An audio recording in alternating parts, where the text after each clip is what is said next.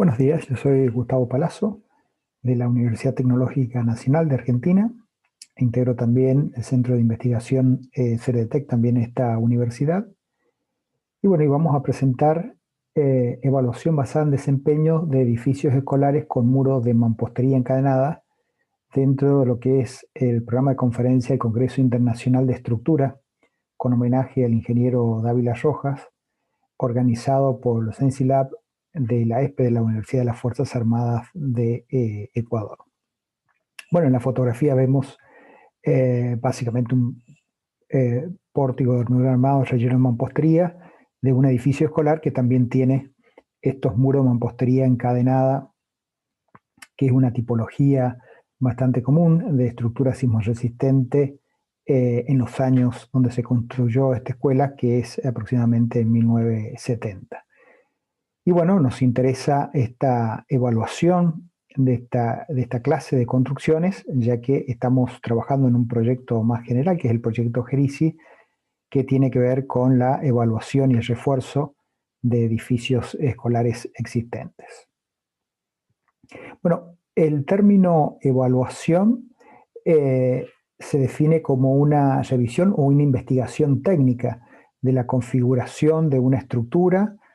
de los elementos que conforman esa estructura, de los materiales con los que está compuesto, de la condición que tiene, si las patologías o deficiencias que tiene, que están existentes o presentes en la misma, y de también el conocimiento de toda otra característica que sea relevante tanto para el análisis como para el diseño, por ejemplo, de estructura, de algunas estrategias de refuerzo. Así que a esto nos estamos refiriendo cuando hablamos de evaluación, que es parte del título de esta charla. Y, por ejemplo, las normas técnicas mexicanas indican que hay que evaluar la seguridad de una estructura cuando, bueno, haya indicios de que ha aparecido algún tipo de daños, que hay problemas en el servicio que presta esa construcción, cuando ya hay signos de que la durabilidad está afectada, o cuando esa construcción va a tener alguna modificación o cambio en el uso. Y entonces, para todas estas situaciones, es necesario verificar el nivel de seguridad que tiene esta estructura para definir si ese nivel es adecuado o es necesario adoptar alguna metodología de, como mencionamos, refuerzo, o si con el nivel de evaluación que se ha hecho es necesario pasar un nivel de evaluación, digamos, de mayor exigencia o que contemple mayor consideraciones. Bueno, viendo esta fotografía del colapso de las Champlain Towers en Miami, bueno, uno se puede preguntar primero si los procedimientos de seguridad que estamos aplicando en las construcciones existentes tienen el suficiente nivel de confiabilidad. En este caso, por ejemplo, en la ciudad de Miami, los edificios de, bueno, cuando llegan a la edad de 40 años necesitaban hacer una revisión, pero bueno, habrá que discutir si esa cantidad, si el tiempo en los cuales hacemos la revisión o los periodos de tiempo que son exigibles son los adecuados, y después si las metodologías que tenemos para evaluarla son suficientes para detectar todas las deficiencias y patologías que van apareciendo. Así que estos casos como también nos ayudan a pensar en, bueno, si las herramientas que tenemos para evaluar, ya sea el que evaluamos y cada cuánto evaluamos, son suficientes o si hay que hacer modificaciones. Bueno, el título también hace referencia a edificios escolares, es decir, a gran cantidad de estas construcciones. Pero nosotros en esta charla nos estamos enfocando en la evaluación de un edificio en particular. Cuando queremos evaluar muchos edificios, bueno, aparecen otras metodologías de evaluación. Nosotros en este momento, para este proyecto GERISI que recién comentamos, bueno, vamos viendo la posibilidad de implementar VISUS, que es una metodología de evaluación rápida que está adoptada y promovida por la UNESCO y ha sido desarrollada en una universidad de Italia. Básicamente esta metodología contempla diferentes tipos de amenazas que puede sufrir un edificio escolar,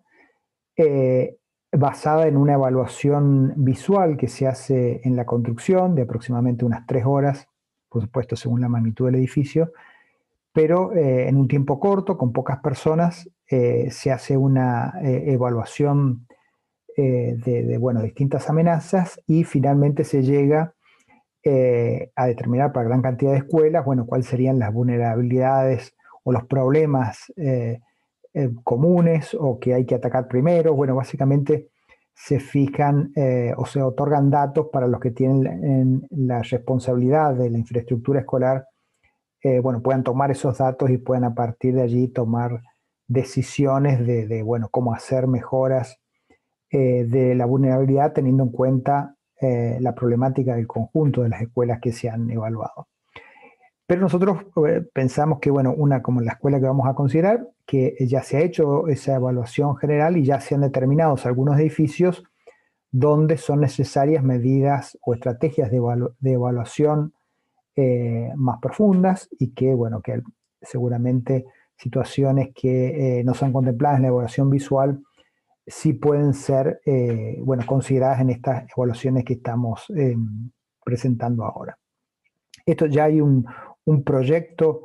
que ha trabajado también sobre tanto estrategias de evaluación a nivel, digamos, individual y global o de muchos edificios. Y bueno, y se indica en este proyecto que está en este un número especial de la revista del Boletín de Ingeniería Sísmica. Y bueno, está basado básicamente en la evaluación basada en desempeño de construcciones históricas, pero dice, bueno, que la evaluación de la vulnerabilidad y el riesgo de muchos edificios no se puede abordar utilizando las mismas herramientas que las que se desarrollan para construcciones individuales. Pero bueno, es interesante que los resultados obtenidos en las dos escalas, es decir, tanto a nivel individual como de muchos edificios, puedan ser conmensurables y comparables, bueno, para que se puedan tomar decisiones tanto a nivel ciudad como a nivel de un edificio especial. Así que esto también ya se viene considerando hace algunos años de estas dos escalas de evaluación y de la necesidad de poder correlacionar estos niveles distintos, bueno, como el que estamos considerando ahora. Pero nosotros, bueno, en particular vamos a poner de manifiesto un edificio escolar que vemos acá en la fotografía, que es un edificio de 2 niveles que está ubicado en la provincia de Mendoza. Este es el mapa de peligrosidad sísmica de Argentina. La zona 0 está acá en el este y cuando nos vamos acercando hacia el oeste,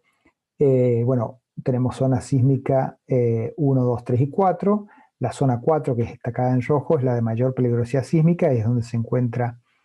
el edificio escolar. Generalmente son edificios de pocos niveles, en este caso 2 niveles,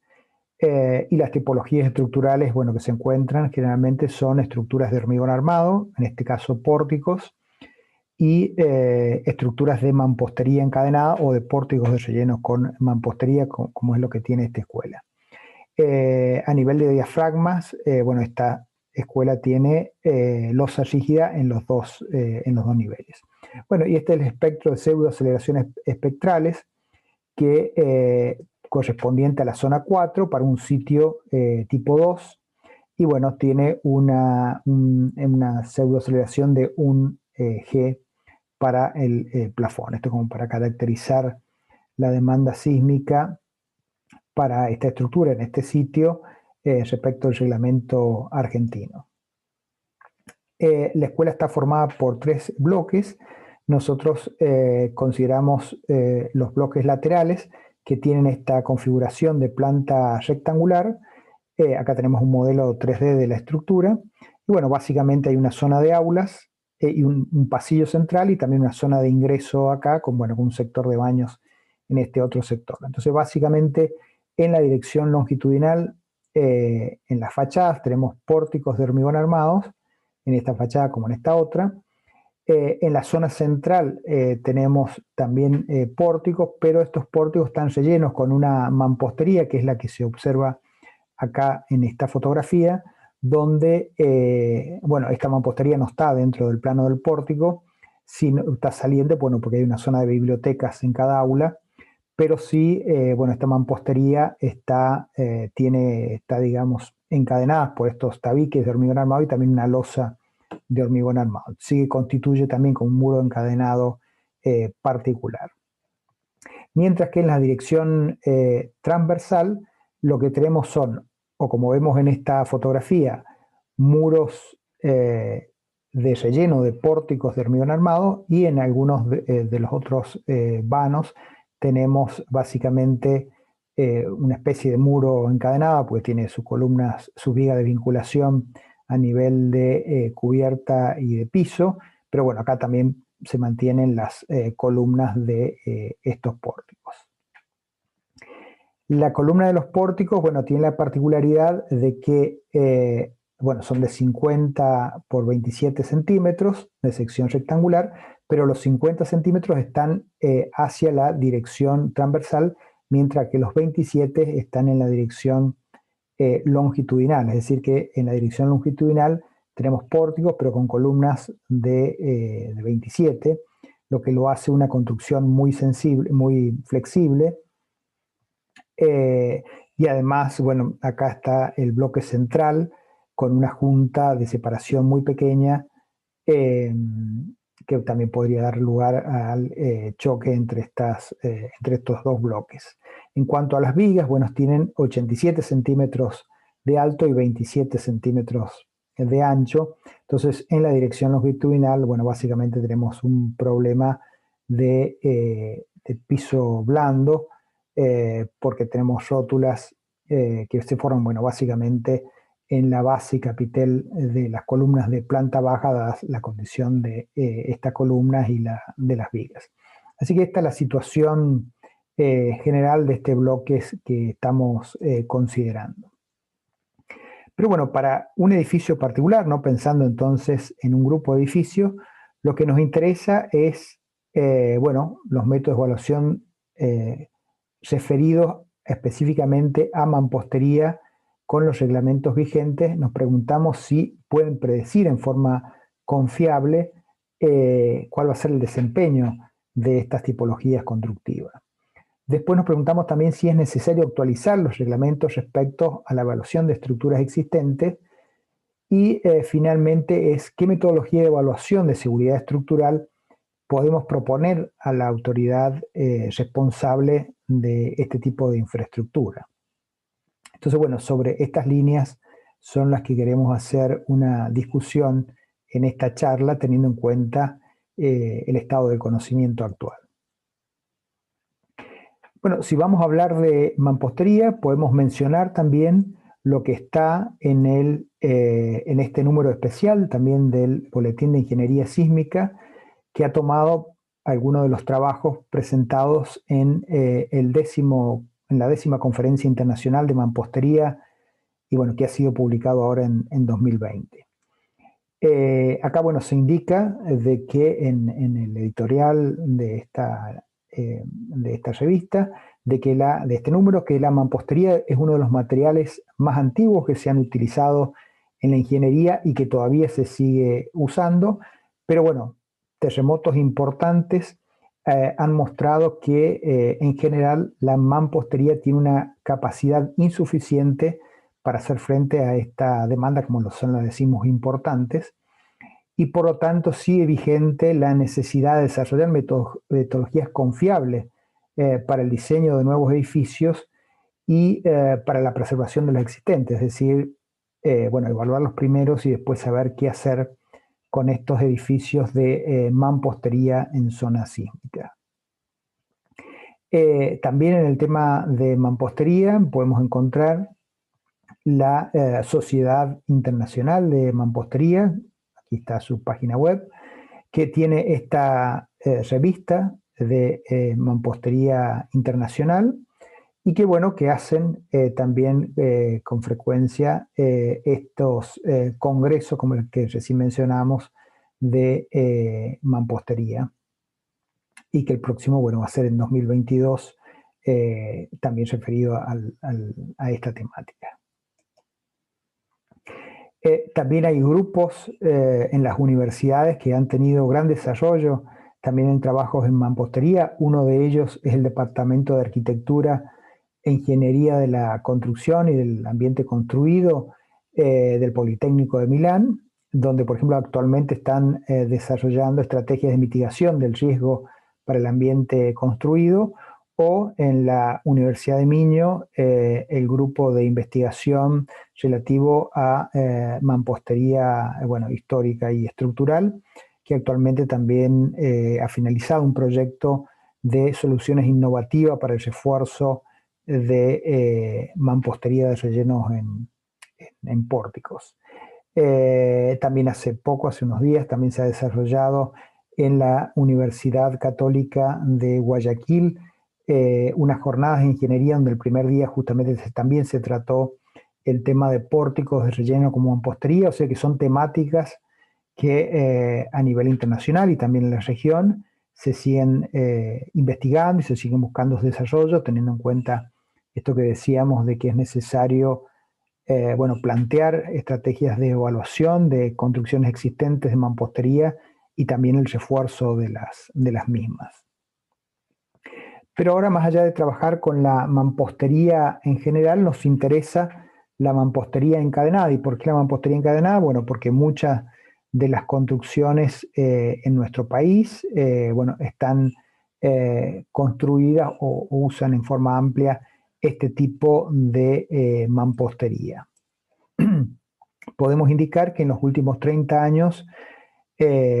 muchas personas han muerto innecesariamente por el colapso principalmente de casas y otras edificaciones, y que se ha detectado que muchos edificios con estructuras de hormigón relleno de mampostería han tenido un funcionamiento deficiente, igual que los edificios de mampostería no reforzada, que no han estado, que han tenido problemas de diseño y construcción. Entonces, frente a esta deficiencia en el desempeño de las estructuras o de esta clase de estructuras con mampostería, tenemos una construcción alternativa que usa también los mismos materiales que la mampostería en general, pero se trata de la mampostería confinada. La mampostería confinada es un sistema constructivo donde los muros de mampostería se construyen primero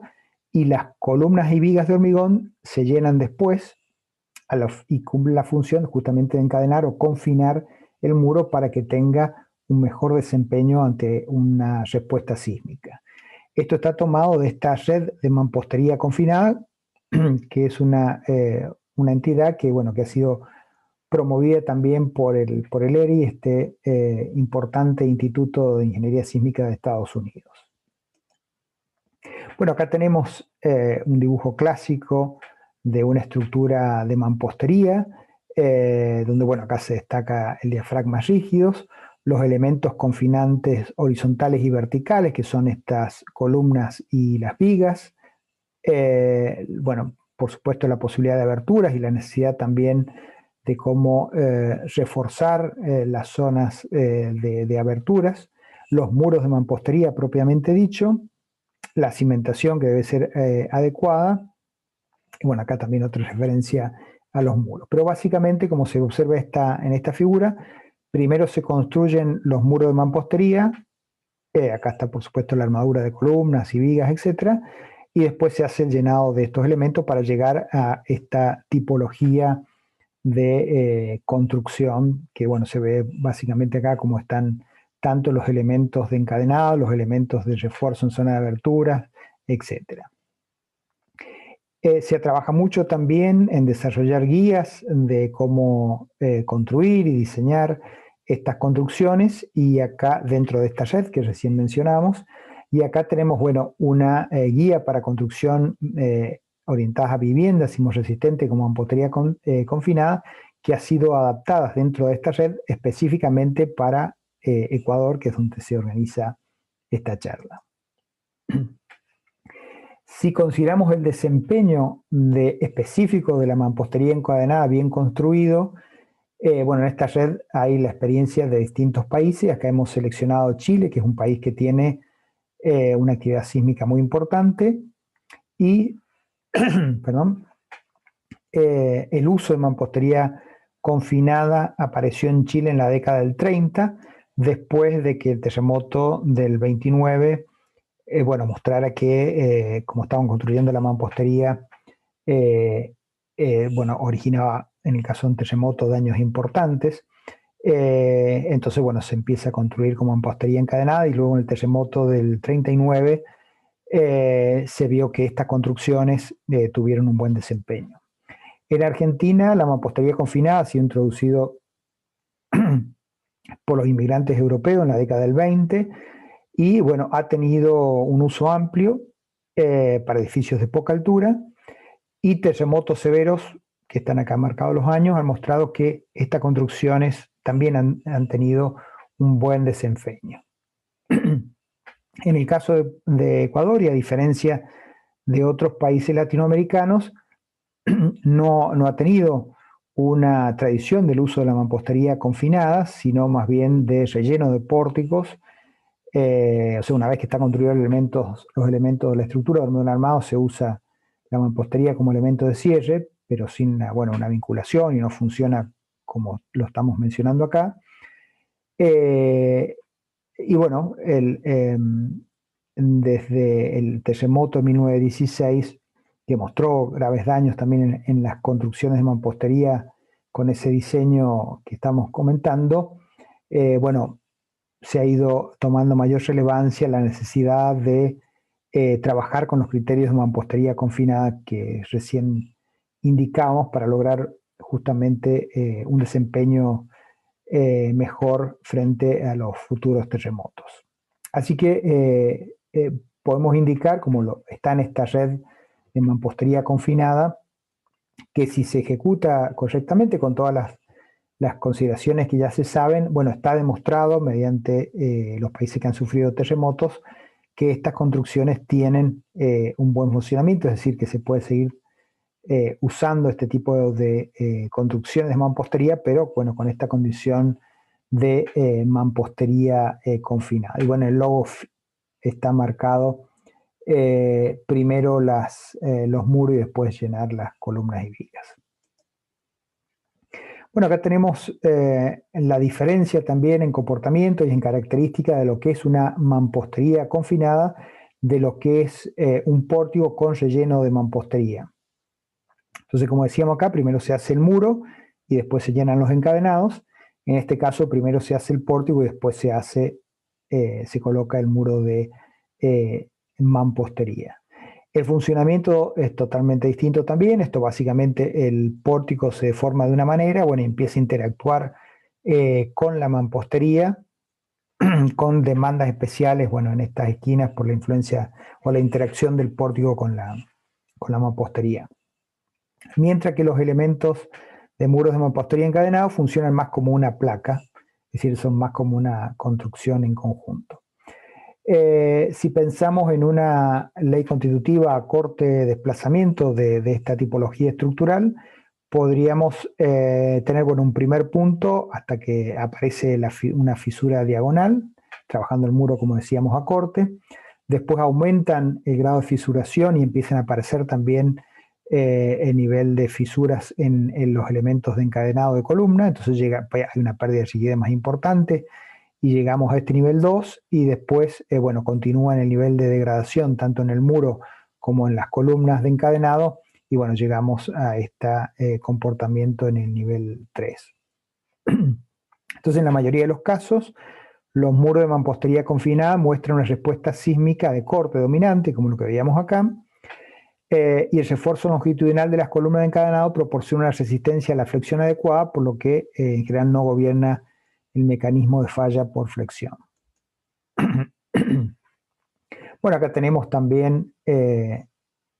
está señalado los niveles de demanda en particular que hay en los elementos de pórtico con relleno de mampostería, y lo que podría pasar también en la construcción de varios niveles con mampostería encadenada. Bajo una demanda sísmica importante, colapso de un edificio de mampostería confinada puede tener lugar en el primer nivel. Entonces este mecanismo es diferente al mecanismo de colapso que se produce en los pórticos de hormigón armado con mampostería de relleno. Vemos entonces la diferencia tanto en el comportamiento que tienen la mampostería confinada con los pórticos rellenos de mampostería, por las demandas específicas que se originan en distintas zonas de estas dos estructuras, y bueno, y también los niveles de daño o los niveles de colapso que presentan estas tipologías. Bueno, en cuanto a los modos de falla de muro de mampostería encadenada, podremos tener fallos de corte, como vemos en esta fotografía, la clásica fisura diagonal, fallas por flexión, donde también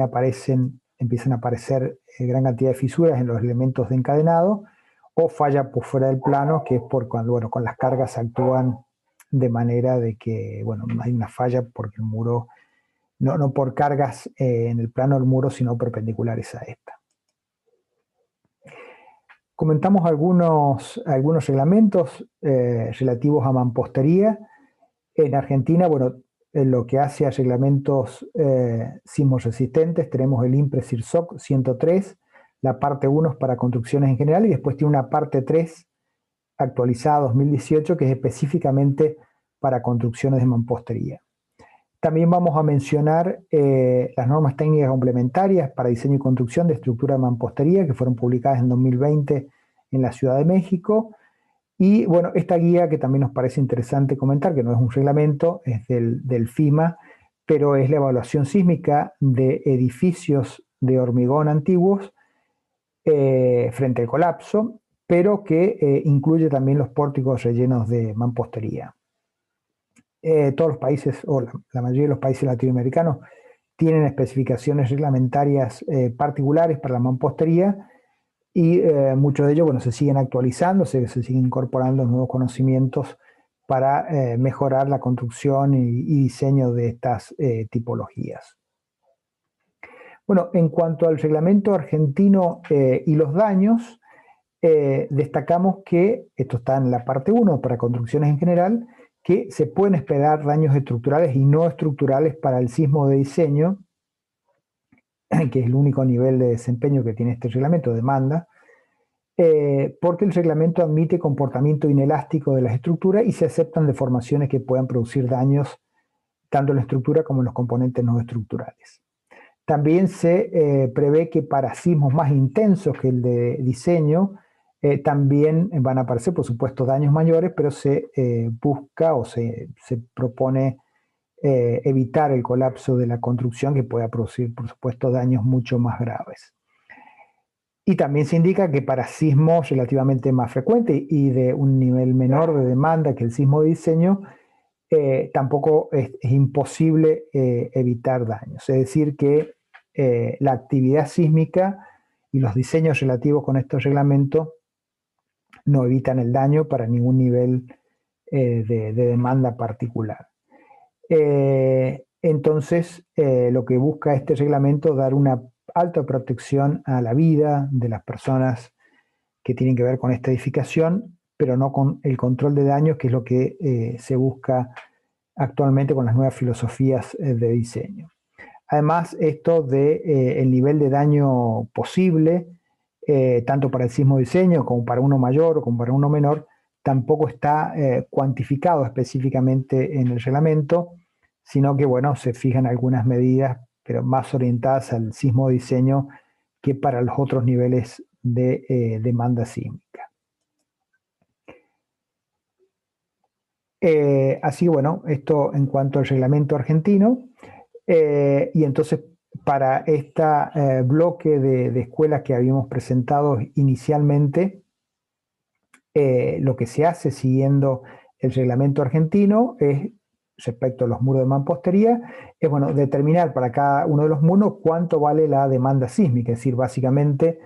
se saca el corte basal, se hace distribución de fuerza sísmica y uno puede saber en el plano horizontal cuál es la fuerza sísmica B sub U que le va a corresponder a cada uno de los muros de mampostería. Y después, bueno, se saca la capacidad como está tipificado en el reglamento, según la tipología estructural, muro encadenado simple, reforzado, etc. Se saca cuál es esa capacidad B sub n, que, bueno, se la reduce por el coeficiente de reducción phi hasta llegar a la resistencia requerida. Y después, bueno, se hace una relación entre la capacidad y la demanda, es decir, entre la resistencia de diseño y la resistencia requerida, y bueno, si ese valor es mayor a 1, la demanda mayor la capacidad mayor a la demanda, esa construcción necesita refuerzo, y en este caso, bueno, dan mayores a 1 porque ya está considerado el refuerzo, que es transformar, en este caso, el muro de mampostería encadenada simple en un muro de mampostería reforzada con armadura distribuida. O sea, esto ya tiene aplicado un nivel de refuerzo. Así que así se trabaja con este reglamento de 103, tanto en la parte 1 para definir esta demanda, como en la parte 3 para definir estas capacidades. Y también de la parte 1 lo que se hace es un control de la distorsión horizontal de piso, que tiene que ver con el daño. Por ejemplo, para escuelas estaríamos en el caso de un tipo de construcción con función de tipo A, donde las distorsiones horizontales de piso deberían ser menores al 1% o al 1,5%. Esta clasificación de D y ND es si existen o no elementos estructurales sobre las construcciones que estamos considerando que puedan sufrir daño. Pero, por ejemplo, si no hay ninguna, como en esta escuela, alguna de este tipo de elementos no estructurales, bueno, podríamos llegar a una distorsión horizontal de piso del 1,5%. Para pórticos con relleno como mampostería está incluido en la parte 1 de este reglamento, y entonces se indica que si el pórtico no tiene relleno, no tiene interferencia con el muro, es decir, si el muro se separa del pórtico de tal manera justamente que esa interferencia no se produzca, y por supuesto hay que hacer para el muro en ese caso todo el sistema de encadenado para que pueda soportar su peso propio y también evitar su vuelco. Bueno, estaríamos en esta situación y se podría entonces diseñar el pórtico como que sin considerar la existencia del relleno. Pero sí, como en el caso que está acá, el pórtico tiene interferencia con el muro de mampostería, entonces el conjunto estructural debe analizarse con y sin la presencia de relleno, previendo la falla del muro en el caso de un terremoto, y bueno, diseñar para digamos, las demandas más desfavorables. En las zonas próximas a los nudos, como veíamos también en los esquemas anteriores, hay que comprobar la capacidad corte que va a demandar la existencia de este muro ante o la demanda que va a tener el pórtico, porque el impedimento de formarse por la existencia del muro. Así que esto es lo que dice el reglamento argentino respecto a pórticos rellenos con mampostería, pero bueno, son estas especificaciones generales y no hay ninguna otra particularidad. Vamos ahora a la norma mexicana, la norma técnica publicada en 2020, referida a estructuras de mampostería. Entonces se indica que el procedimiento de diseño que está en este reglamento es de estado límite, en el que se requiere que los efectos de las acciones de diseño multiplicados por factores de carga no excedan la resistencia de diseño, que incluye un factor de reducción de resistencia, con el mismo criterio que veíamos recién para el B sub U y el B sub N que explicamos para los muros de mampostería. El dimensionamiento y detallado de los elementos estructurales hay que hacerlo de acuerdo con los estados límites de falla y los estados límites de servicio. Indica que esta norma tiene como objetivo que las estructuras de mampostería puedan seguir operando después de un sismo de intensidad frecuente y evitar que las estructuras colapsen hasta un sismo con intensidad de diseño. O sea, parecido a lo que estaba también como filosofía en el reglamento argentino. Pero se espera además que los daños sufridos ante la acción del sismo de diseño sean tales que permitan la reparación de la estructura. Esto en general está en todos los reglamentos. El tema es cómo se cuantifica esta filosofía que está prevista o está propuesta para que las estructuras tengan como nivel de desempeño. Entonces, aquí lo aclara en el reglamento. Consecuentemente, con este objetivo, en el reglamento se han establecido, con base en evidencia experimental, las distorsiones de piso admisibles o en los factores de comportamiento sísmico que se consideran en esta norma. Entonces, está indicado acá que no solamente se ha planteado la filosofía, como la veíamos en el reglamento argentino, sino que se han fijado distorsiones de piso admisibles específicas para estructuras de mampostería de acuerdo a relevamientos o evidencia experimental. O sea que acá hay más vinculación entre el determinado nivel de desempeño con las derivas, con las distorsiones de piso, y no en el reglamento argentino, que estaban puestas para construcciones en general y no hacía mención a cómo se habían adoptado esas derivas admisibles o máximas. Bueno, y aparece, por ejemplo, tablas donde se indican cuáles son esas derivas máximas, además de estos factores que recién mencionamos, pero bueno, en el caso particular de las distorsiones límites, tanto para pórticos como para pórticos rellenos con mampostería, como para mamposterías de tipo encadenada. Entonces vemos, por ejemplo, que un pórtico de ductilidad alta puede tener una deriva máxima del 3%, mientras que si ese mismo pórtico está relleno de mampostería, la deriva máxima es del 2%. Mientras que si tenemos mampostería confinada con piezas macizas, bueno, esa deriva máxima es del 0,5%. Es decir que, bueno, hay toda una definición o una especificación de distorsión límite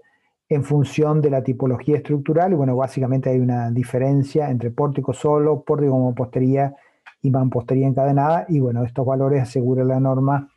que tienen que ver con esta filosofía de diseño de control de estados límites, estos dos estados límites que mencionamos, para el sismo de diseño y para sismo frecuente, a efectos de controlar los daños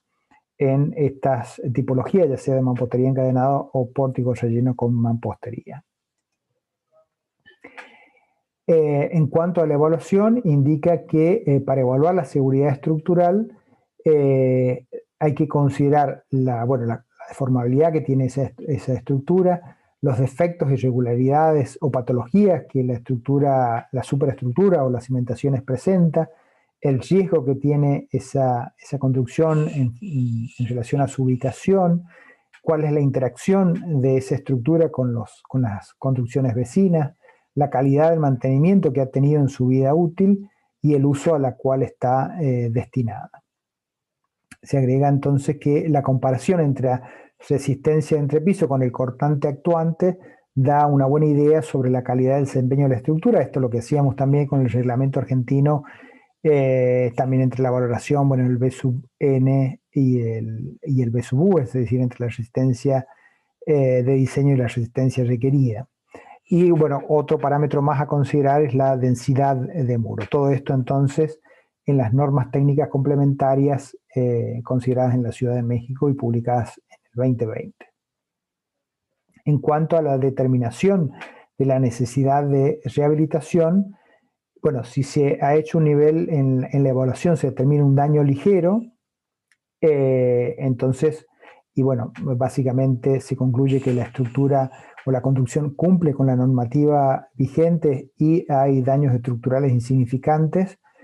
Bueno, se puede hacer un proyecto de rehabilitación que considere solamente la recuperación de aquellos elementos que presentan un daño particular.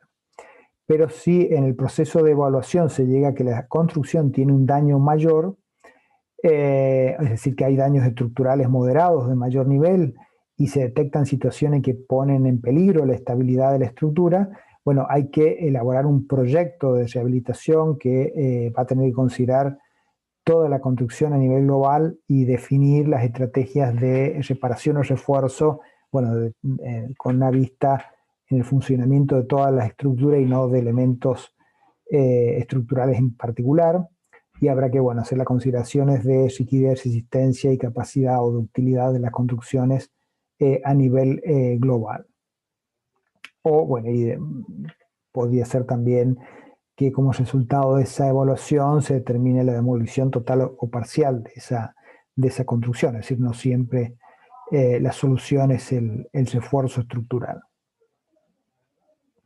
Respecto al FIMA P2018 del año 2018, bueno, está referido a la evaluación sísmica de edificios de hormigón antiguo frente al colapso, o sea, se evalúa un solo nivel de desempeño, pero bueno, nos interesa presentarlo aquí porque, bueno, se desarrolla una metodología de evaluación destinada a determinar el riesgo relativo de colapso de edificios de hormigón armado antiguos, y bueno, nos interesa en particular porque tiene también la elaboración de pórticos rellenos con mampostería. Lo que se propone en esta metodología es identificar, también pueden ser varios edificios, y entonces si uno mide o tiene una idea del riesgo de cada edificio, bueno, en una zona o en una ciudad podrá tener un panorama de cuáles son los edificios más vulnerables y bueno, los que habrá que tomar medidas especialmente o detectar vulnerabilidades comunes a los cuales, bueno, habrá que reducir. Entonces permite también con una metodología que no es solamente visual, pero detectar aquellos edificios de hormigón que tienen alto riesgo de colapso y bueno, donde no es necesario pruebas exhaustivas o de análisis no lineales para llegar a esta conclusión de que el riesgo puede ser muy elevado. Este procedimiento que se propone en este FIMA es un complemento, no nos reemplaza la AC41, que es la norma americana relativa a la evaluación y el refuerzo de estructuras existentes, pero bueno, se propone como un uso antes de aplicar alguna otra metodología, que bueno, será oportuno hacerlo si se detecta que los niveles de riesgo en los edificios evaluados son altos. Pero bueno, básicamente consiste en llegar a un número que es una magnitud relativa a la probabilidad de colapso, que varía entre 0,1 y 0,9, es decir, si se obtiene valores cercanos al 0,1 significa que la probabilidad de colapso del edificio que se está considerando es muy baja, pero si es cercana a 0,9, esa probabilidad de colapso es alta. Entonces es también un procedimiento que incluye pórticos con relleno de mampostería que nos permite determinar el riesgo de colapso en forma, digamos, con un procedimiento simplificado que no es de evaluación visual solamente, y que nos permitiría también en gran cantidad de edificios hacer una selección de aquellos que son más vulnerables para tomar acciones, por ejemplo, con nuevas estrategias o niveles de evaluación más específicos como los que están en el AC 641. Así que bueno, estas metodologías que las mencionamos también dentro de los procedimientos, no exclusivamente para mampostería, pero que están considerados, como decíamos, en el caso de pórticos rellenos con mampostería. Y bueno, este procedimiento implica describir el edificio, determinar cargas y resistencia de cada componente, los mecanismos también de colapso y resistencia al corte, de acuerdo a los reglamentos que están acá mencionados, determinar después el corte basal resistente, el periodo de la estructura y la aceleración pseudoespectral de acuerdo al espectro. Relacionan también entre la demanda y la capacidad global de la construcción y una primera clasificación relativa al riesgo. Después se determinan demandas globales de deriva sísmica, demandas de deriva a nivel piso y demandas de deriva de componentes críticos, para sacar luego la capacidad de deriva de componentes críticos. Entonces, pues se hace una relación, como veíamos antes con el B sub D y B sub N y B sub U, se hace ahora una clasificación, por ejemplo, de las columnas y se determina un coeficiente de riesgo para cada columna en función de esta relación entre la deriva de demanda y la deriva de capacidad. Se saca luego un coeficiente de riesgo por piso, ponderando entonces los coeficientes de riesgo de cada columna, y finalmente este coeficiente de riesgo de todo el edificio, que va a ser este valor entre 0,1 y 0,9, que nos va a dar una estimación de la probabilidad de colapso. Así que este es el procedimiento general que se usa en este FIMA P2018. Bueno, importantes para hacer estos niveles de evaluación más detallada son los modelos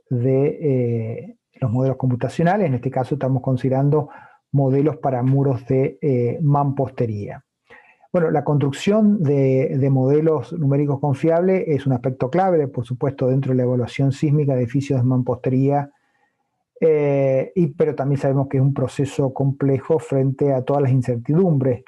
que aparecen en particular en esta tipología estructural. Los ensayos in situ van a permitir tener datos a escala local, pero también puede ser necesario tener información complementaria a nivel de escala global, y esto para reducir esas incertidumbres. Y esto, bueno, puede realizarse mediante los procedimientos de monitoreo de la salud estructural, como la medición de vibraciones. Así que los modelos, bueno, necesitan estar complementados en sus datos, tanto por ensayos in situ a nivel local, como a escala global mediante estas estrategias de medición de la salud estructural. Esto está en este número de la revista de Ingeniería Sísmica, Ingeniería Estructural e Ingeniería Sísmica, donde bueno, se ha hecho un trabajo en particular referida a muros de mampostería no reforzada, y que tienen también un monitoreo basado en esto que decíamos del estudio de la seguridad estructural. Bueno, en este número especial de la revista internacional de reducción de riesgo de desastre, se ha hecho un trabajo, se han considerado trabajos particulares de lo que hace a la seguridad de edificios escolares en el contexto de la reducción de riesgo de desastre. Esta revista, este número especial es del año 2020, y uno de los trabajos es la evaluación basada en desempeño y el refuerzo de pórticos de hormigón armado que incluyen también mampostería, y hay una tesis sobre la que se basa el trabajo, una tesis de la Universidad de Pavía, sobre la que se basa el trabajo que está en este número especial de la revista de reducción de riesgo de desastre. Bueno, lo mostramos como ejemplo de cómo se está trabajando también a nivel modelo. Acá tenemos una construcción de un edificio escolar en Italia de 3 niveles,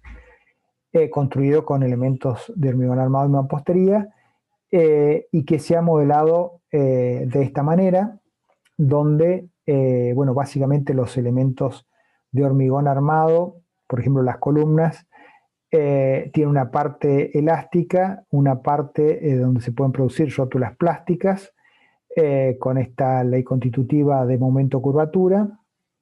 y también una parte donde va a estar afectada la columna por la interferencia con el muro de mampostería por corte, con esta ley constitutiva en fuerza de corte, deformación por corte. En el caso de la mampostería, se ha modelado con un modelo originado por Pisafulli, que está,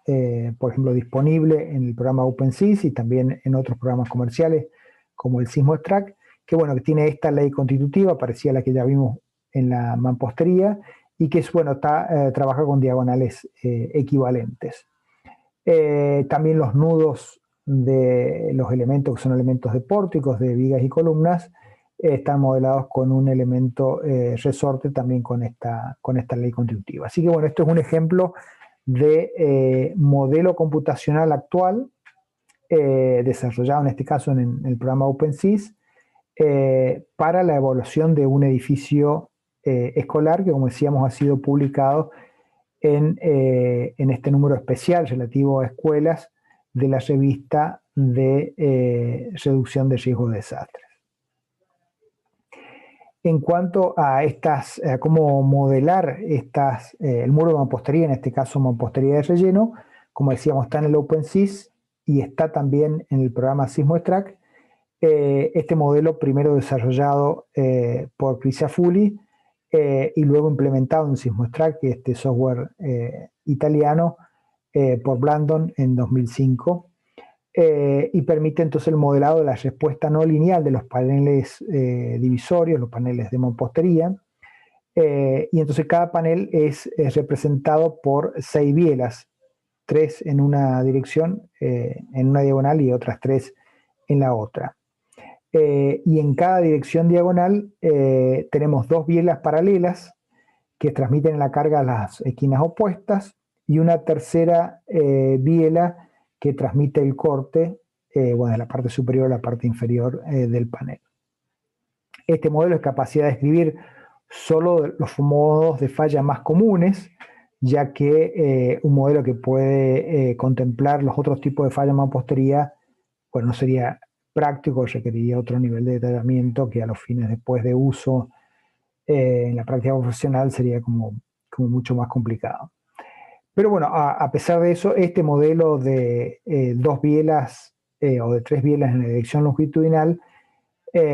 tiene un nivel de datos importante para lograr representar el comportamiento del muro. Entonces, por ejemplo, esta curva para biela de elementos infill panels, o bueno, que representan el comportamiento por digamos, Fjoster en la dirección diagonal, tiene 17 parámetros, 9 con 9 factores empíricos, mientras que la otra diagonal correspondiente al corte se necesitan para caracterizar los otros 4 parámetros. O sea que hay una cantidad importante de datos que hay que incluir en este tipo de modelos. También en el programa SeismoStrack se muestran comparaciones entre resultados experimentales y numéricos de muros de mampostería. Tenemos desde este muro de mampostería que fue ensayado en la tesis de Chrysiafoulis, que es el que propone el modelo que está incluido en este programa y también disponible en OpenSys, hasta bueno, otras construcciones, ya sea 3D, 2D, bueno, distintas configuraciones estructurales de muros de mampostería encadenada o de pórticos rellenos con mampostería, entonces que han sido ensayadas en este programa y contrastados los resultados numéricos con los experimentales. Entonces, bueno, se pueden ver acá también en estos ejemplos cómo fueron modelados la mampostería y bueno, y cómo fueron comparados esos resultados numéricos con los resultados experimentales. Las normas mexicanas que recién mencionamos también hacen una propuesta de simulación de muros de mampostería para la práctica profesional. Propone un modelo de columnas anchas cuyos datos de simulación están dados en la norma, en un anexo,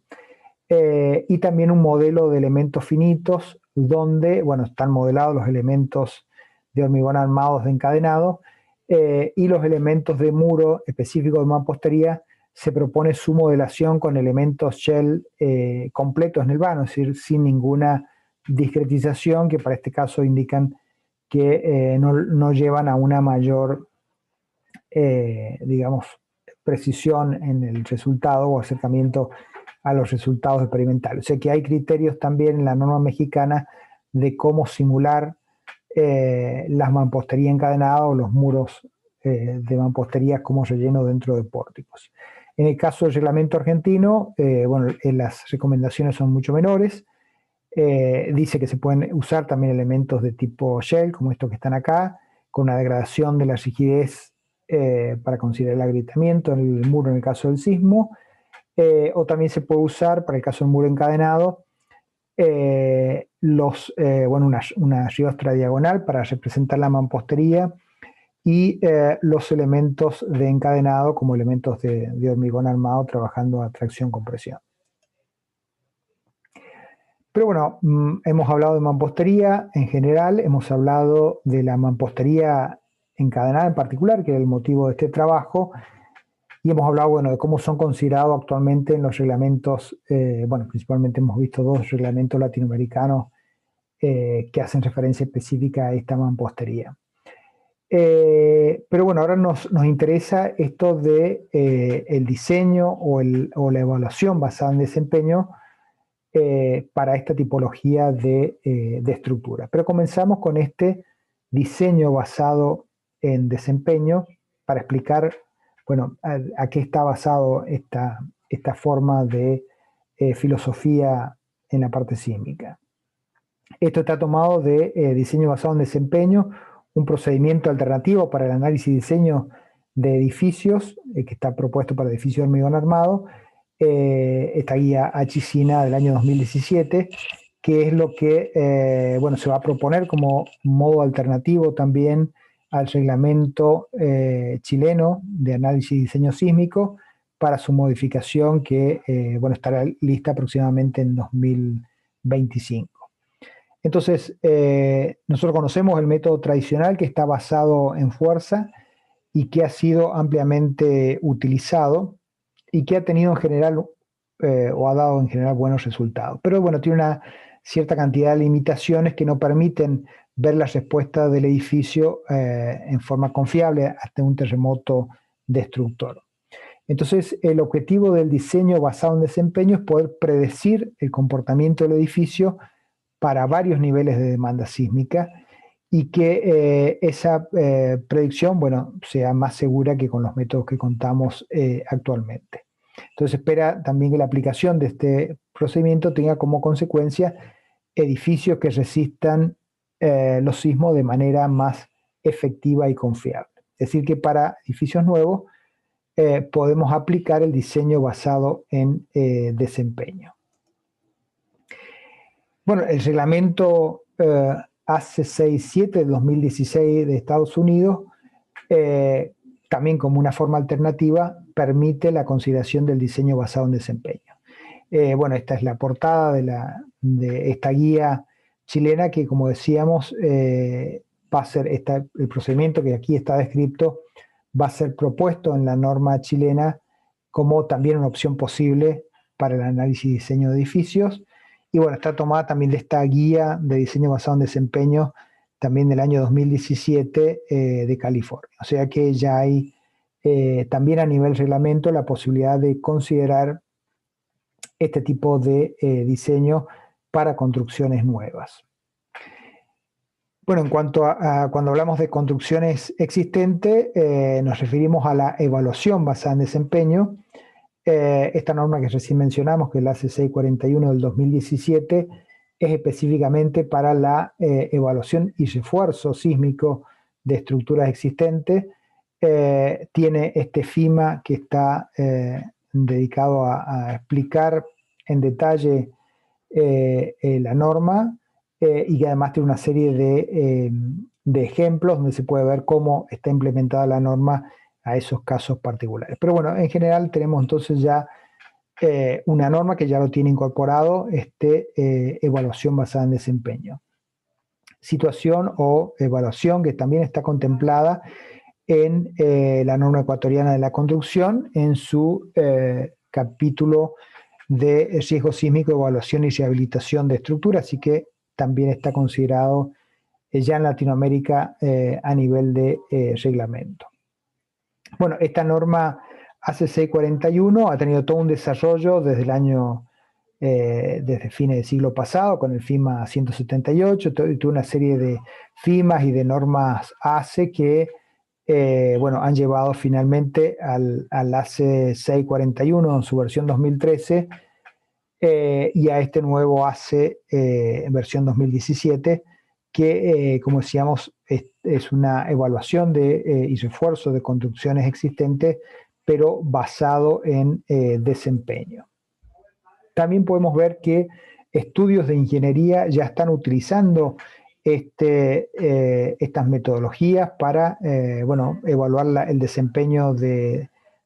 por ejemplo, proyectos especiales. Tenemos este edificio en Ecuador, en Quito, el Unique Tower, que, bueno, por ejemplo, tenía toda una serie de pisos flexibles acá y que el estudio de René Lagos hizo una revisión para verificar si el desempeño de esta construcción frente a sismo era aceptable o no. Entonces, bueno, se usó una evaluación basada en desempeño para poder determinar el buen funcionamiento o no de esta construcción. Y también hay ya formación a nivel de posgrado, esto es de la Universidad de los Andes en Chile, un diplomado de diseño sísmico y análisis basado en desempeño, o sea que son temáticas que cada vez tienen más relevancia en las normas, en la práctica profesional y también en la formación de los ingenieros. Bueno, ¿en qué se basa la evaluación basada en desempeño o el diseño basado en desempeño? Bueno, en fijar un objetivo de desempeño discreto. ¿Qué es un objetivo de desempeño discreto? Bueno, hay que identificar qué nivel de desempeño yo quiero para distintos niveles de demanda sísmica. Los niveles de desempeño, tanto para la estructura como elementos no estructurales, pueden ser nivel operacional, nivel de ocupación inmediata, nivel de seguridad de vida y nivel de prevención de colapso. Y para cada uno de estos niveles de desempeño, bueno, está tipificado cuál es el daño que se espera. Y bueno, y estas demandas sísmicas son las que, bueno, se pueden definir en los reglamentos. Está tomado de la C641 y también de la NEC de 2014. Por supuesto que este diseño basado en desempeño no garantiza que este objetivo de desempeño se va a cumplir tal cual bueno, ha sido fijado en esta matriz, sino que es el nivel de desempeño que se espera de acuerdo al estado del conocimiento que tenemos actualmente. Bueno, el documento Visión 2000 de la Asociación de Ingenieros Estructurales de California había identificado distintos objetivos de desempeño de acuerdo bueno, al nivel de importancia de la construcción. Entonces, por ejemplo, si teníamos edificios comunes, este documento decía, bueno, que el nivel operacional debía darse para sismos frecuentes, el nivel de seguridad inmediata era para sismos ocasionales, el nivel de seguridad de vida para sismos raros y el nivel de prevención de colapso para sismos muy raros. En cambio, si tenemos edificaciones críticas, para el sismo raro es necesario que se mantengan a nivel operacional y para sismo muy raro es necesario que tengan un nivel de ocupación inmediata. Entonces vemos distintos objetivos de desempeño en función también de la función que cumple la construcción que estamos analizando. Y esta era entonces la propuesta de Visión 2000 de esta Asociación de Ingenieros de California. El reglamento argentino actual contempla la seguridad de vida para el sismo de diseño y bueno, es el único nivel de desempeño que tiene, así que bueno, está como más limitado en cuanto a la evaluación basada en desempeño, situación que va a ir cambiando también, por ejemplo, cuando consideremos los sistemas de aislamiento y disipación de energía, porque bueno, ahí sí, siguiendo las normas americanas, hay que tomar, por ejemplo, al menos 2 niveles de desempeño, tanto para el de diseño como el máximo considerado, y bueno, se especifican niveles especiales para cada uno de estos demandas sísmicas. La NEC, específicamente para el refuerzo de escuela, contempla que para este nivel de demanda sísmica, las escuelas que han sido reforzadas tengan un nivel de seguridad de vida y para este otro nivel de demanda sísmica, las escuelas reforzadas tengan un nivel de prevención de colapso. O sea que también hay en este reglamento hay una especificación basada en desempeño para las escuelas reforzadas específica, que por supuesto es distinta al caso de los hospitales, que tienen un nivel de objetivo de desempeño más alto. En el caso de esta guía chilena que se va a proponer como metodología alternativa en el próximo reglamento de Chile, bueno, contempla que para el sismo de diseño, estos son para construcciones de edificios de hormigón armado, para este nivel de demanda sísmica tengamos un nivel ocupacional de ocupación inmediata, o sea, muy pocos daños para construcciones comunes, y que para la demanda del sismo máximo considerado bueno, se exija una capacidad de formación, aunque no se especifica un objetivo de desempeño específico. El AC41 que mencionamos, que está basado en desempeño, dice que bueno, es la autoridad de aplicación y el cliente el que debe definir cuál es el objetivo de desempeño que se espera, tanto para el sismo de diseño como para el máximo considerado. O sea, no fija, más allá que se proponen en algunas construcciones, no fija un determinado nivel según el tipo de construcción, sino que bueno, es un acuerdo que hay que lograrse con el cliente bueno, y con la autoridad de aplicación si tiene también participación en esa decisión de la construcción existente. Bueno, acá mencionamos también cómo es esta metodología de evaluación o de diseño basado en desempeño para construcciones de hormigón armado de acuerdo a esta guía chilena. Y entonces, bueno, se evalúan dos niveles de desempeño, tanto para la demanda del sismo diseño como para el máximo considerado. Y lo que se controla son criterios tanto a nivel elemento como a nivel global. Entonces, para el sismo diseño, en el caso de pórticos de hormigón armado, a nivel local se controlan, por ejemplo, las rotaciones plásticas máximas y, bueno, se consideran tanto vigas, columnas. Y a nivel global se fijan derivas máximas a nivel de demanda sísmica correspondiente al máximo terremoto considerado. Se fija también un criterio de aceptación a nivel global, perdón, local, también con una rotación plástica, por supuesto con valores mayores que para el caso del sismo diseño. Y bueno, en este caso, en esta guía, no se aplica un nivel, para este nivel de sismo máximo, un criterio de aceptación a nivel global. Esto para tener una idea general de cómo está cuantificado estos criterios o estos objetivos de desempeño en esta guía chilena para construcciones de hormigón armado. Nosotros esto también lo hemos aplicado en este edificio escolar que estábamos considerando, pero en la dirección longitudinal, donde teníamos entonces pórticos de hormigón armado con algunos elementos, los muros de fachada,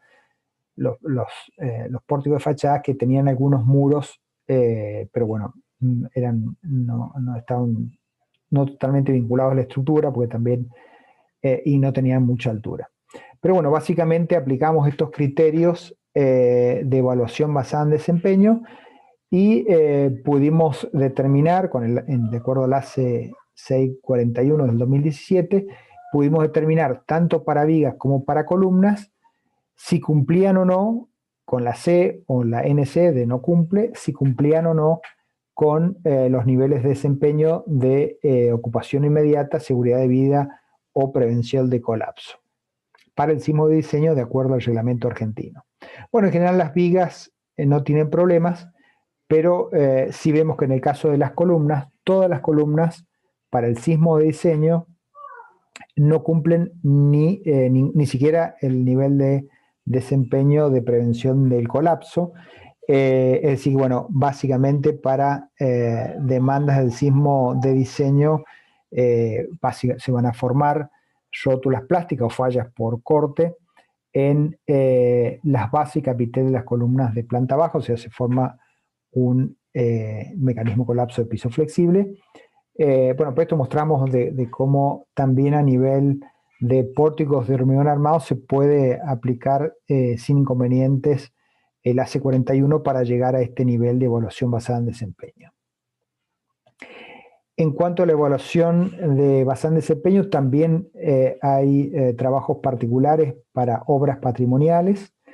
En esto, bueno, está tomado también del año 2015 de un número especial del Boletín de Ingeniería Sísmica, donde bueno, se presentó este trabajo de evaluación basado en desempeño para construcciones patrimoniales.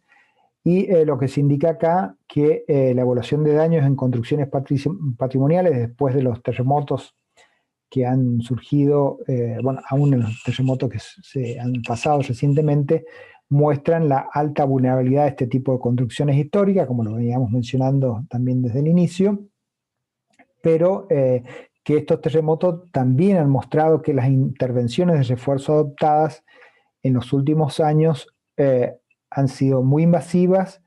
e ineficaces y que en muchos casos ha aumentado la vulnerabilidad. Entonces, no solamente hay que tener en cuenta la evaluación basada en desempeño de la construcción en su estado original, sino también cuando se aplican metodologías de refuerzo y evaluar realmente, bueno, con metodologías adecuadas para ver si la intervención que se hace realmente permite un desempeño mejor en la construcción que se está rehabilitando o reforzando. Entonces, se indica en este número especial de esta revista la necesidad urgente de desarrollar procedimientos de evaluación confiable y de promover estrategias efectivas para la mitigación del riesgo sísmico. Esto está referido a obras patrimoniales, pero también lo podemos extender a otro tipo de construcciones. Entonces este número de la revista, bueno, hace referencia al proyecto Perpetuo, que básicamente es la evaluación basada en desempeño para la protección sísmica de bienes patrimoniales relativos, en este caso, a Europa. Y ha tenido como objetivo principal producir directrices justamente o recomendaciones de cómo hacer la evaluación y la mitigación de riesgo sísmico en este tipo de construcción. Lo que se indica también en este proyecto es que se adopta la evaluación basada en desempeño como método estándar de análisis que requiere que la evaluación se realice utilizando métodos analíticos no lineales y donde se recomienda también que estos métodos de análisis sean estáticos no lineales de tipo pushover para evitar los costos computacionales de los análisis no lineales y que se dejen estos tipos de análisis, como decíamos, dinámicos no lineales cuando, cuando hay obras específicas y bueno, los otros métodos no pueden predecir de forma correcta el desempeño de estas construcciones. También se indica que la evaluación propuesta en esta metodología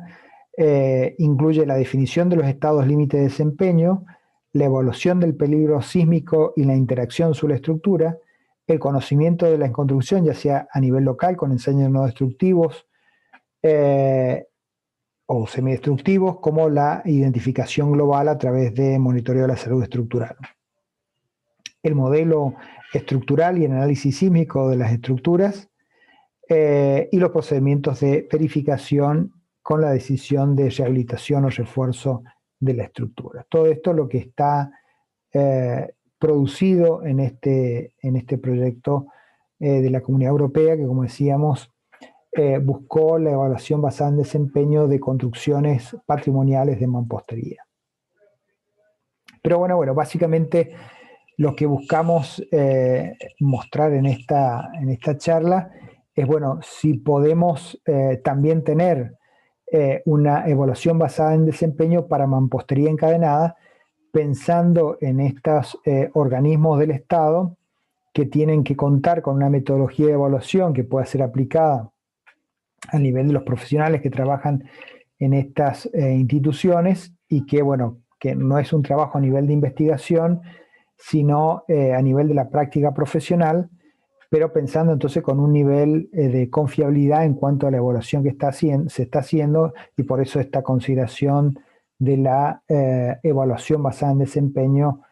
específicamente para este tipo de mampostería que estamos considerando en el trabajo. Entonces, para ello nos parece conveniente considerar la norma E070 de albañilería de Perú, que bueno, estaba a nivel de propuesta, no sé si ya está aprobado, pero hace unos años estaba a nivel de propuesta. Lo que hace esta norma es establecer los requisitos, la exigencia mínima para el análisis, diseño, materiales y construcción, control de calidad e inspección de las obras de mampostería estructural y considera particularmente los muros confinados y los muros armados. Lo que sí, entonces, esta norma establece dos niveles de desempeño, un sismo moderado y un sismo severo. El sismo severo es aquel que está proporcionado en la norma peruana E030, que es el diseño sismo resistente, y el sismo moderado es aquel que proporciona fuerzas de inercia equivalente a la mitad de los valores del sismo de severo. Entonces establece dos niveles de demanda sísmica para estructuras de mampostería, porque esto es en particular la E070 para estructuras de mampostería. Y entonces establece cuál es el desempeño esperado, tanto a nivel cualitativo, por ejemplo, para el sismo moderado se espera que los muros de mampostería no tengan daño estructural, que se conserve la rigidez y resistencia y todos los muros operen en rango elástico. Y bueno, y acá otro tanto para los muros con sismo severo. Pero se establecen valores de cuantificar esos valores de demanda sísmica, en este caso con valores de cortes máximos, y en este caso con valores de distorsión máxima. Es decir, entonces que esta norma aplica un criterio de evaluación basada en desempeño específicamente para muros de mampostería encadenada con 2 niveles de demanda sísmica y bueno, 2 niveles de objetivos de desempeño. Indica también que los elementos de confinamiento deben ser diseñados por capacidad de tal modo que puedan soportar las cargas asociadas a la incursión inelástica del muro de mampostería y que proporciona una resistencia a corte mayor o igual a la carga que recibe el muro cuando se produce el sismo severo. O sea, básicamente se espera ya este nivel de sismo, un nivel de daño en los elementos de mampostería, pero se busca que tengan un comportamiento elástico o dentro del campo elástico los muros de los elementos de encadenado. Así que bueno, encontramos, nos parece en este reglamento, en esta propuesta de reglamento, un criterio muy simple de evaluación basada en desempeño para estructuras de mampostería que se puede aplicar en la práctica profesional, que es el objetivo de esta charla y que corresponde a un proyecto de investigación, como decíamos inicialmente, destinado a buscar herramientas para que oficinas conformadas por profesionales puedan hacer una evaluación también de cierto nivel y con cierto nivel de confiabilidad de las construcciones de mampostería existentes. Bueno, acá está para el diseño moderado, están algunas aclaraciones respecto a los valores de la demanda en la capacidad y demanda corte que se consideran. Para el sismo severo se aclara que el diseño del muro confinado frente al sismo severo contempla el diseño de los elementos de confinamiento, vías y columnas de amarre, de tal forma que sean capaces de soportar la fuerza cortante y momento flector en el plano del muro cuando éste alcance su capacidad máxima resistente. Y bueno, están también indicadas cuáles, para el diseño de vigas y columnas, cuáles son las de la fuerza, cómo determinar las demandas y la capacidad para estos elementos estructurales, con la idea de entonces que no fallen cuando el elemento, frente a un sismo severo, cuando el elemento de hormigón alcance bueno, su máxima capacidad. En cuanto a la metodología de análisis estructural que consideramos apropiada para evaluar muros de mampostería encadenada a este nivel ya de edificio educacional individual, nos parece bueno, acertado seguir la recomendación de la norma ecuatoriana NEC, que en su artículo 3.1 indica que en el caso de escuela se debe realizar un análisis y verificación del desempeño sísmico mediante un procedimiento de análisis no lineales, y creemos que los métodos de tipo pushover, bueno, pueden ser convenientes para la mayoría de los edificios que no tienen, digamos, irregularidades tales que sería como necesario aplicar los procedimientos de análisis dinámico no lineal. Entonces nos parece bueno combinar estos niveles de desempeño que veíamos de la norma ecuatoriana, pero donde, bueno, los parámetros a considerar surgen de un análisis de tipo pushover. Así que bueno, como comentarios finales de esta charla y teniendo en cuenta las preguntas o las consideraciones que hacíamos inicialmente respecto a la evaluación de un edificio con muro de mampostería encadenada en particular, es decir, no a nivel de muchos edificios, sino a nivel de un edificio, una vez que se determina que ese edificio tiene un riesgo importante y que es necesario, por lo tanto, hacer una evaluación más detallada. Cuando decíamos que los métodos de evaluación de construcción con mampostería en los reglamentos vigentes si permiten predecir en forma confiable el desempeño ante terremotos, bueno, creemos que los métodos basados solamente en fuerza no son suficientes y que hay que avanzar no se puede usar solamente métodos basados en fuerza para hacer una evaluación confiable de los muros de mampostería encadenada. Respecto a si es necesario actualizar los reglamentos respecto a la evaluación de estructuras existentes, bueno, en el caso particular de los reglamentos argentinos, creemos que sí, más allá que estén basados en fuerza, hay que, creemos, establecer consideraciones específicas para los muros de mampostería encadenadas existentes o para los pórticos con relleno de mampostería, estableciendo bueno, qué parámetros son necesarios tomar de la estructura existente bueno, para hacer modelos que sean también convenientes para representar la respuesta real de esas construcciones. Bueno, nos parece conveniente esto también de considerar una metodología de evaluación basada en desempeño. Y esto hace también a la última pregunta que nos hacíamos inicialmente: ¿qué metodología de evaluación de seguridad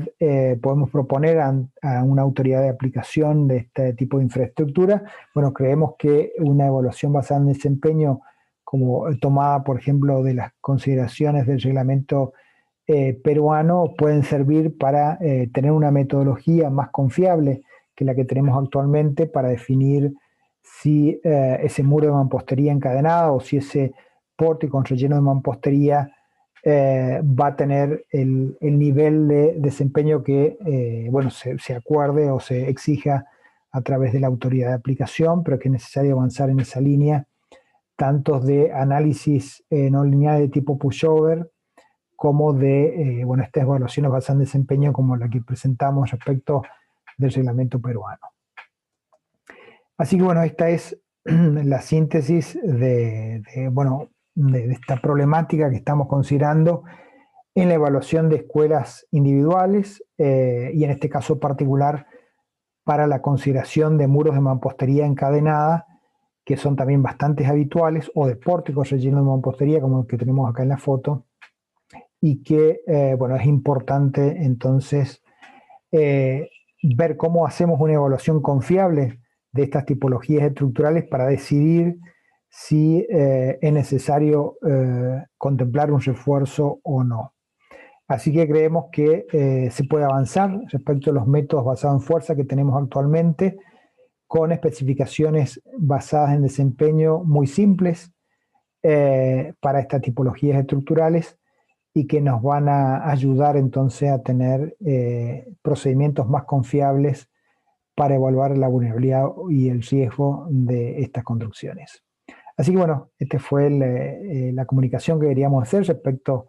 de este proyecto que estamos considerando en escuelas, y bueno, esperamos que haya sido de su interés.